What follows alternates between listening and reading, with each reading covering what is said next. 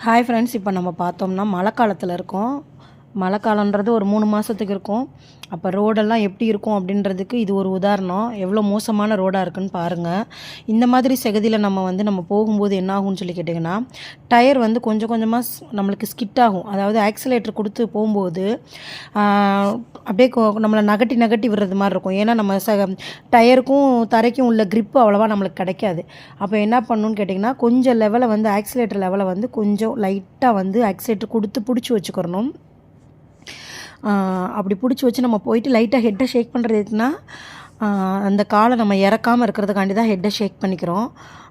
இப்போ என்ன அடுத்து வந்து திருப்பி இருக்க வண்டி அமர்ந்துருச்சு, வேறு ஒன்றும் கிடையாது.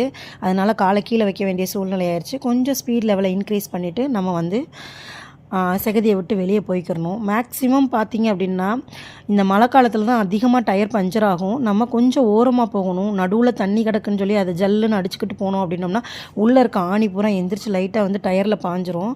அப்படின்னும்போது ஓயாமல் டயர் பஞ்சர் ஆயிரும். ஸோ சேஃபாக ட்ரை பண்ணுங்கள். தேங்க்யூ.